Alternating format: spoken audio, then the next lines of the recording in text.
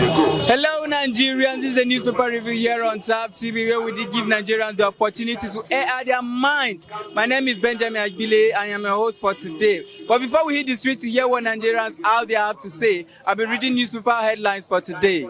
I will be starting with the Daily Sun. And on the bold headline here says, "No to unconstitutional change of government." The details of it will be found on page 6 of the Daily Sun. NUC identifies problem of Nigeria's tertiary institutions, least poor funding, misgovernance, corruption. The details of it will be found on page 28 of the Daily Sun. Bishop demands review of economic policies. The details of it will be found on page 8 of the Daily Sun. Reps grill WAEC officials over 5 billion naira expenditure on calculation. The details will be found on page 27 of the Daily Sun. Court extends order restricting Abuja protesters to MKO Stadium. The details will be found on page 5 of the Daily Sun. FG to enroll 11,000 Almajiri children. FCT Smart School begins academic activities September. The details will be found on page 28 of the Daily Sun. Next is the Punch newspaper. On the boy headline here says, federal government blocks 83 billion naira protesters' funds, arrests political collaboration. The details of it will be found on page 2 of the Punch. EFCC donates 50 billion naira crime proceeds to Nnpcl fund. The details will be found on page 2 of the Punch. Nnpcl postpones Port Harcourt Refinery kick-off 6th time. The details will be found on page 19 of the Punch. 4.2 trillion naira foreign MOUs signed under Tinubu report. The details will be found on page 3 of the Punch newspaper. Federal government unveils plans to bring back 12,400 jackpot doctors. The details will be found on page 7 of the Punch newspaper. 109 senators earn 1.4 billion naira annually. This detail will be found on page 19 of the Daily Sun. 109 senators earn 1.4 billion annually. The detail will be found on page 19 of the Punch newspaper. CUC backs 5 million naira monthly pay for judges. The details will be found on page 7 of the Punch newspaper. Anambra man apprehended for defiling 10-year-old girl. The details will be found on page 4 and 5 of the Punch newspaper. NJC to select Air Wula success of Friday. The details will be found on page 29 of the Punch newspaper. And lastly, we have the Nation's newspaper. RMFAC release what senators take home. The details will be found on page 4 of the Nation. ICPC uncovers 22,074 suspicious workers in MDAs. The details will be found on page 4 of the Nation. Postcom withdraws from planned protests against Delta. The details will be found on page 27 of the Nation. Okojombo, 2 others confirmed Fubara's commissioners. The details will be found on page 27 of the Nation. Ebonyi Abga gets acting chair. The details will be found on page 27 of the Nation. Seminarian defies 10-year-old girl in Anambra. The details will be found on page 28 of the Nation. And that will be all for the newspaper headlines for today. Let's hit the street to hear what Nigerians out there have to say. Good day, sir. Yeah, thank you. So we can see on the front page of the Nation newspaper here, the bold headline that says, Council of State Governors pass confidence vote in Tinubu. What can you say about this headline? Okay, I feel this is in regards to the council meeting they had yesterday. You know, it has never been on record since our dearest president came into power for him to have such meeting. For this kind of convergence, this kind of meeting to actually take place. I would say it was a very good idea to actually organize a meeting like this. in a time like this. For the first time, we're actually doing something timely, just like every single. Our presidency, the government needs help. So I feel this was the essence of this particular meeting. But the after effect of this meeting, just like what you're reading on the headline, that the Council of State are giving kudos, they are giving thumbs up to our dearest President Bola Ahmed Tinubu for I can't really say for a certain why they are giving him this thumbs up, but to some extent there has been some level of a job well done by the presidency. But I feel one of the agenda of this meeting was to address the just concluded protest that we had, the End Bad Governance protest. And from the words and conclusions of this meeting, we are hearing our former leaders congratulating Mr. President for not letting some persons come into leadership from the back door. Because one of the demands of the just concluded protest was that Mr. President should leave office. You're in Nigeria, and you could actually see what was written on most placards. Tinubu must go, end bad government, Tinubu must go. So the congratulations coming from the thumbs up coming from our ex-president and former head of state to Mr. President for sustaining the presidential seat even after all the tumblings is quite all right per se.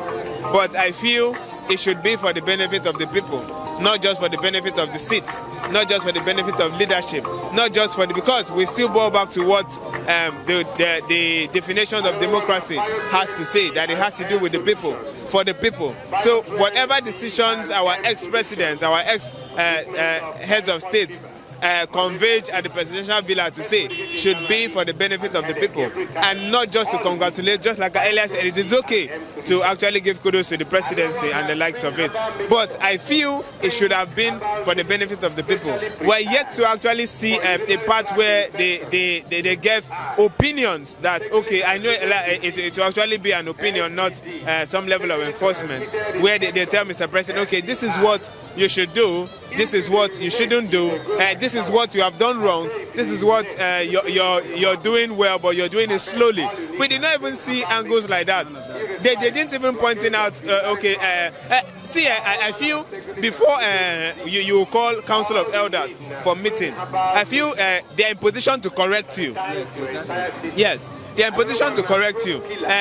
Just like our elders keep saying, what an elder sees sitting down, you as a young man, you climb the tallest mountain, you definitely not see. So I was very happy seeing this kind of meeting, because this person have actually tested the seat of power in our dearest nation, Nigeria, and I feel they have actually learned from their mistakes. So having to bring their heads together, I feel I was expecting something like, okay, this was the mistake I made during my time, and you're already making that mistake. No, don't go that way. I learned from this mistake. Okay, now hit it this way, and let's see how we move the country forward. I'm not trying to say that our former leaders have the 100% solution to our dearest nation, Nigeria. No. At some point, I feel we are all trying our best to move Nigeria, our dear motherland, forward.